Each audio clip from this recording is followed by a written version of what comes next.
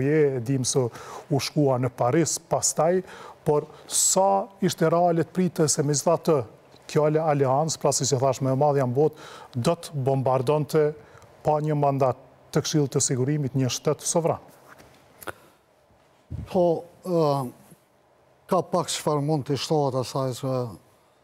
e pa të thonë presidenti Clinton në paralajmërimin e tij për fillimin e bombardimeve,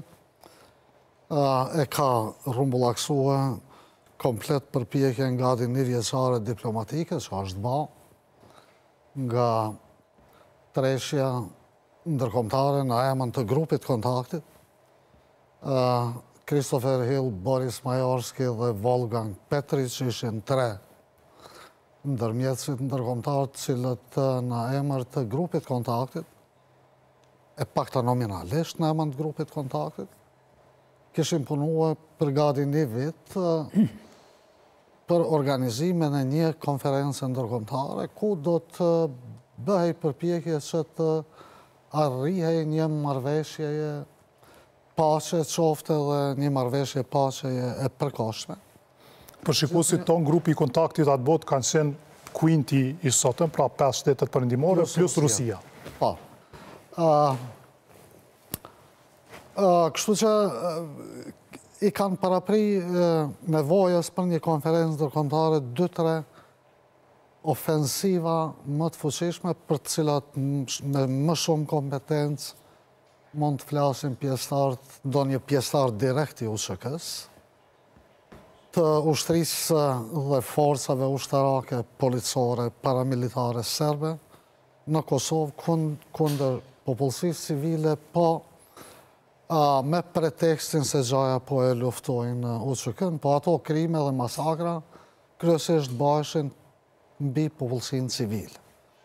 Dhe besoj që të gjithë i kemi në kujtesë, jo të freskët, se ka kaluar i çerek shekulli,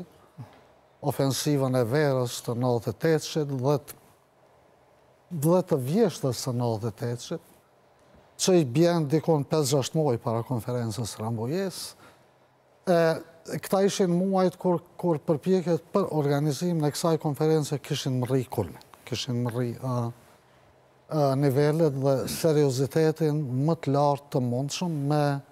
ndërmjet shumë seriosi që ishte Holbrooku, Gelbardi, fillimisht shumë Amerikan, shumë Evropian, dhe komplet struktura udhëheqëse atëherë edhe Evropiane dhe Amerikane. Robin Cook ishte sekretar britanik i shtetit, që ishte i përkushtuar me mishe me shpirt për një paqe e cila do ta ndërpriste, nëse jo përherë, e pakta për një kohë të mirë, katandisjen humanitare dhe civile në Kosovë. Duhet ta kemi parasysh dhe tashti nga kjo perspektivë prej një çerek shekulli duhet flasim pak më me realizëm politik kujtoj unë, pa pretendime për të zmadhuar çfarë do qoftë, ose këtë ose atë, ose për të zvogluar. Po në verë dhe në vjesht 98-ës, edhe UÇK-ja nuk është që qëndronte mirë, dhe këtë po e them duke u bazuar në fjalët që mi kanë thënë eksponent shumë të lartë të UÇK-s. Ishte ofanziva verës dhe pastaj ndodhi edhe marrëveshja Holbrooke-Milošević në tetor, ka pas mungesë armatimi, ka pas besa në vjesht 98-ës, nuk është që nuk ka pas edhe mungesë ushtarësh, nuk ka qenë numri shumë i madh siç kemi dëshiruar dhe kemi menduar që është. Prandaj, tu i pa gjitha këto, bota e ka jetuar si momentum të rëndësishëm që të bëjë një veprim të vendosur, dhe ky veprim besoj ka filluar të kristalizohet që ditën e masakrës së Reçakut. Me njerë 2-3 ditë. Kulminacioni ishte masakra e Reçakut dhe pastaj reagimi edhe i ambasadorit William Walker, i cili foli haptas për atë që pa. Foli dhe natyrisht përjetësisht duhet të jemi mirënjohës ambasadorit Walker, ndonë se aja ka kryer punën e vetë. E ka thënë të vërtetën. E ka thënë të vërtetën, s'ka thënë asgjë të jashtëzakonshme. se cili do ambasador që do të ishte në krye të ati misioni verifikues do të duhet ta bënte të njëjtën gjë. Masakra e Reçakut nuk ishte një masakër e cila mund të kamuflojë, mund të fshihej. Prandaj që të mos u marko kolegëve tjerë, Rambujeja shënon fillimin e fundit të agresionit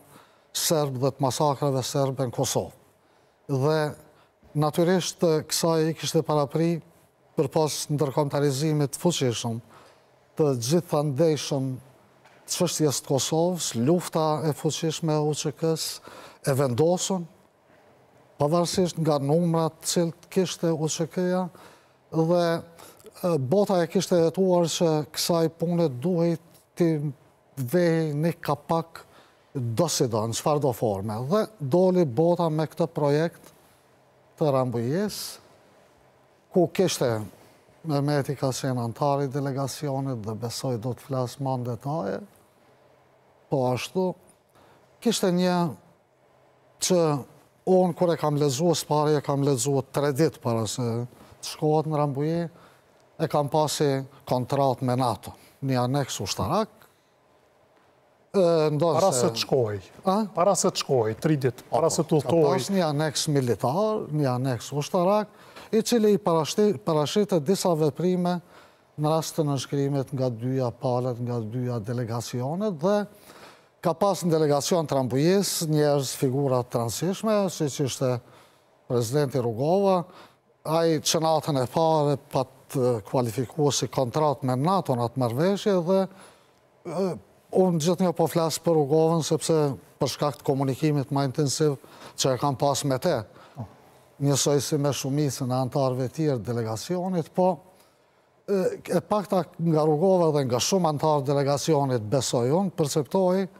si kontrat me NATO në nënshkrimi i marrëveshjes Rambujes, dhe unë kujtoj nga perspektiva e sotme, njësoj si nga perspektiva e para 20 shekulli, delegacioni i Kosovës do të bënte gabim historik po të mos e nënshkruante atë marrëveshje dhe po të thoshte jo asaj marrëveshje, sepse gjithë një kujtoj unë, uroj të jem gabim, punët në teren nuk i kishim mirë as si popullat civile e besa as si ushtri qëllimtare. Ka pasur dilema sa duhet nënshkruar, ka pasur rezistencë, por do t'i diskutojmë edhe gjatë emisionit. Zoti Hajrizi, pra, si që thash në fillim, ju keni qenë në Rambuje dhe aty u tha, si që përmenda, pra që NATO e qëndron prapa, se në qofë se Serbia vazhdojnë si që ka qenë atër do të bombardohet. Por ka pasur kriza, po e them edhe atje, ka pasur diçka që u quajt njerë edhe puq në Kosovë nga disa komandantë të UÇK-s, se duhet